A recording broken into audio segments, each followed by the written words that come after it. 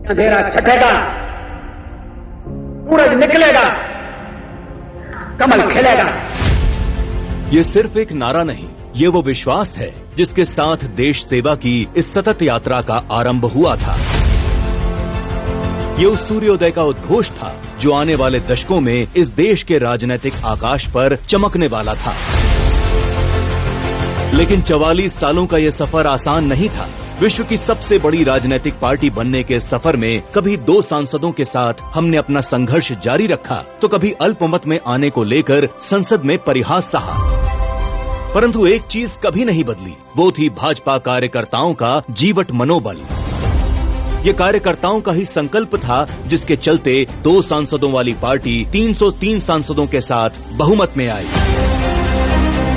ये कार्यकर्ताओं की इच्छा शक्ति का ही परिणाम है जिसके चलते हम आज इस नए भारत, सुदृढ़ भारत, अपने विकसित भारत के सपने को साकार करने की ओर निरंतर चलते जा रहे हैं। जब हिंदू समाज को जातियों में बांटकर कमजोर करने की साजिश रची जा रही थी, तब भाजपा कार्यकर्ताओं ने श्री लाल कृष्ण आडवाणी जी के नेतृत्व में राम मंदिर आंदोलन के झंडे तले देश, समाज और अपने आराध्य श्री राम के लिए एकजुट हो संघर्ष किया। भारतीय जनता पार्टी किसी परिवार के लिए नहीं, बल्कि एक विचारधारा के लिए समर्पित है और राष्ट्र प्रेम की उसी विचारधारा के लिए कार्यकर्ताओं की अथक मेहनत का ही परिणाम था कि 1984 से 1996 आते आते भारतीय जनता पार्टी गलियों से सत्ता के गलियारे तक पहुंची। छल कपट ने पीछा नहीं छोड़ा, सरकार गिरा दी गई, परंतु वो हमारे हौसलों को नहीं गिरा पाए। 1999 में एक बार फिर से राष्ट्रवाद का परचम लहराया और अटल जी की सरकार बनी। समस्त कार्यकर्ताओं की अटूट प्रतिज्ञा के चलते बनी सरकार ने देश को परमाणु शक्ति बनाने का कार्य किया। साल 2004 से 2014 तक भले ही हम केंद्र की सत्ता में नहीं रहे, परंतु राष्ट्र निर्माण के संकल्प को भाजपा के एक भी कार्यकर्ता ने विस्मृत नहीं किया। संगठन की मजबूती और देश प्रेम की भावना का परिणाम 2014 की अभूतपूर्व विजय के रूप में सामने आया। 2014 के बाद से एक राजनीतिक संगठन के रूप में भारतीय जनता पार्टी ने बड़े बड़े कीर्तिमान स्थापित किए। मां भारती की सेवा के लिए समर्पित, लोक हित के लिए हमेशा तत्पर रहने वाली भाजपा ने समाज के हर वर्ग के लिए कार्य किया। भारतीय जनता पार्टी गांव, गरीब, महिला, युवा, किसान, आदिवासी सबका साथ देते हुए सबके विकास के लिए निरंतर कार्य कर रही है। जैसे भारत मेरी मां है, वैसे ही भाजपा भी मेरी मां है।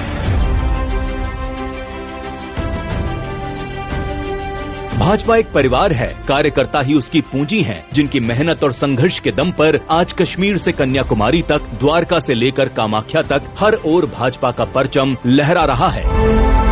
ये कार्यकर्ताओं की मेहनत का ही परिणाम था कि 2014 में जब राष्ट्रीय सदस्यता अभियान की शुरुआत हुई, तो चीन की कम्युनिस्ट पार्टी को पछाड़ते हुए 11 करोड़ से अधिक सदस्यों के साथ भाजपा दुनिया की सबसे बड़ी पार्टी बन गई और फिर 2019 के राष्ट्रीय सदस्यता अभियान से ये संख्या बढ़कर 18 करोड़ के पार हो गई। ये कार्यकर्ताओं की मेहनत और दृढ़ संकल्प का ही नतीजा है कि आज 13 राज्यों में कमल खिला है। ओडिशा में पहली बार भाजपा की सरकार बनी, तो वहीं केरल में भाजपा ने पहली बार जीत दर्ज की।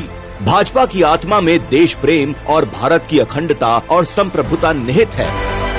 कारगिल से दुश्मन को खदेड़ना हो, कश्मीर से धारा 370 हटाना हो या फिर देश की सुरक्षा पर हमला करने वाले आतंकियों को घर में घुसकर मारना हो, देश की अखंडता और सीमाओं की सुरक्षा भाजपा सरकार के लिए सर्वोपरि है।